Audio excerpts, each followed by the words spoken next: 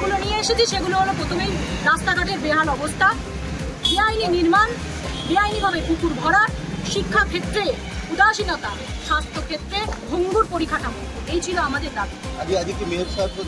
না না না, মেয়র সাহেব আমাদের ইন্টিমেশন পাওয়া সত্ত্বেও আমরা অনেকদিন আগে তাকে জানিয়েছিলাম আমরা আজকে আসছি, কিন্তু তিনি আজকে অনুপস্থিত।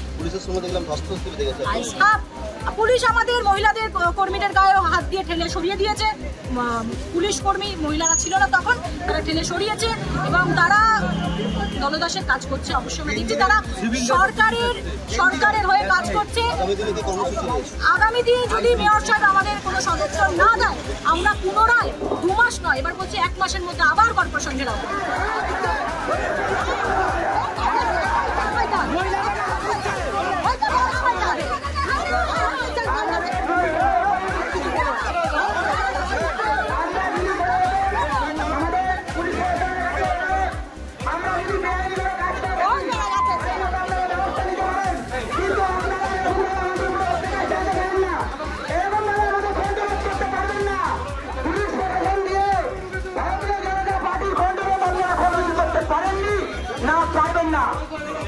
আমরা আগামী সপ্তাহে আবার এই কর্মসূচি নেব এবং আমরা আজকে জানিয়ে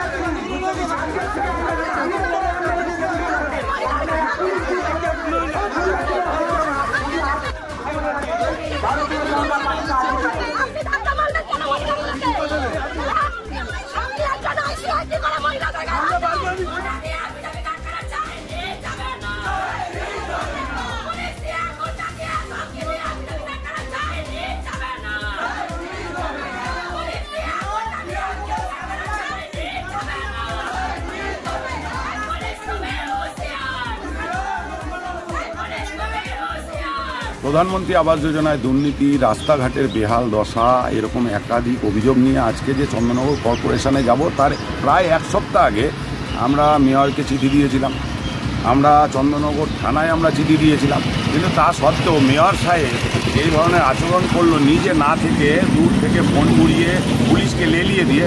এটা কখনোই কাম্য নয়। মানুষের অভিযোগ জানানোর অধিকার রয়েছে, এই অধিকার কেড়ে নিতে উনি পারে না। সুতরাং আজকে যেটা করলো এর জবাব আগামী দিন আবার আমরা কর্পোরেশনে গিয়ে দেবো।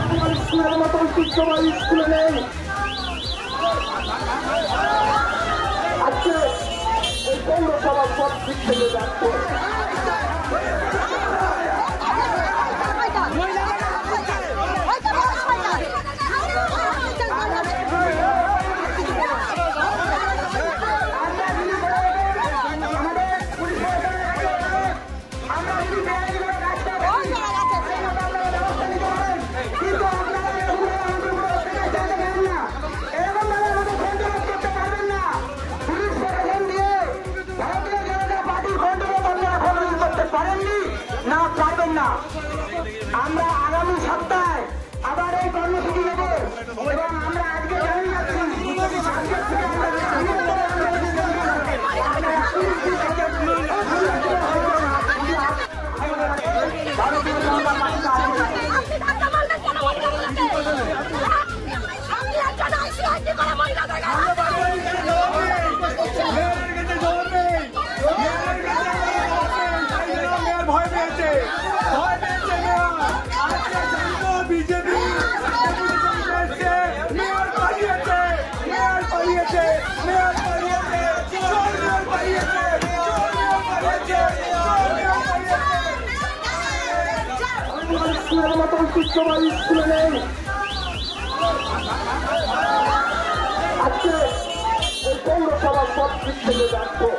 আমাদের ভিডিও ভালো লাগলে লাইক এবং শেয়ার করুন।